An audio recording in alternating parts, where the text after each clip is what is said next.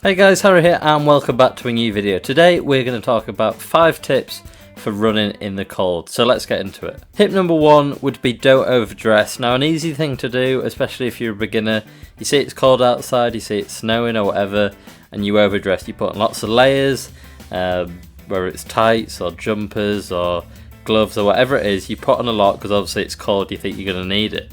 The reality is, once you get running, whether it's for 5 minutes, 10 minutes or a bit longer, especially when you do a warm up, clues in the name, you're going to warm up quite a bit. And the chances are all those clothes you've put on to kind of keep you warm, you're not going to need anymore and you'll actually potentially overheat. I've done it many times, but the reality is you often need a lot less clothing than you actually need for the cold. Having said that, make sure you're careful. If it is absolutely freezing, then obviously there's nothing wrong with wearing a pair of gloves or adding a couple of extra layers. Just don't overdo it. Tip number 2 would actually be do some of your warming up inside your house.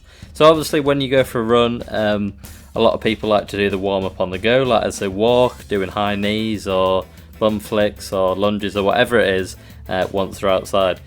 Obviously if it's a lot colder, this might not be as appealing to you and you might want to skip it for whatever reason, but I'd really highly recommend not doing that because the warm-up is very important to get those kind of muscles going ready for your actual run. So if you are kind of put off a bit, you can do a lot just in your room, just kind of stood in your room doing high knees, bum flicks, whatever it is, increasing that range of motion and getting your body ready for action. Do it inside your house, then when you walk outside the front door, it's going to be a bit cold, but you're closer to being ready to go for that run. Tip number 3 is to do with hydration.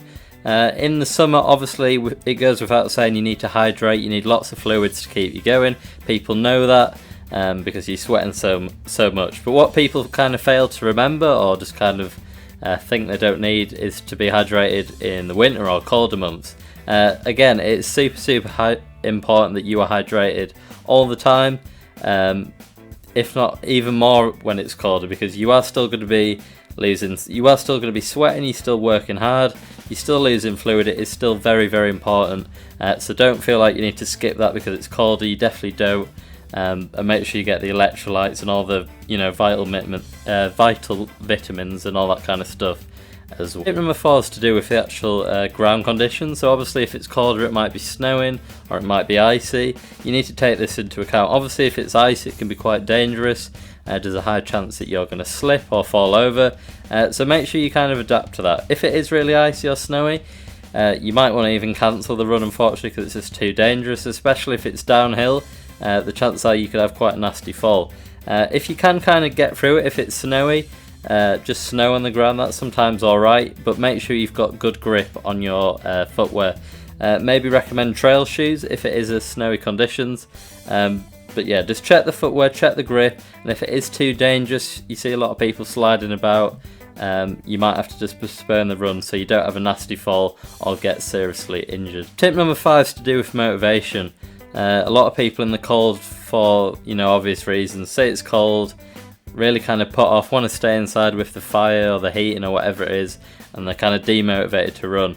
Obviously a lot more people are running in the summer just because it's nice conditions, more daylight.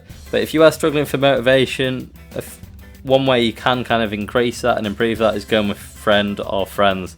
Obviously when we can do this more easily, hopefully in a few months, it's just a lot more motivating if you go with even just one friend but potentially more, so you can kind of battle those conditions and take your mind off like the freezing cold or whatever it is, because you're both doing it.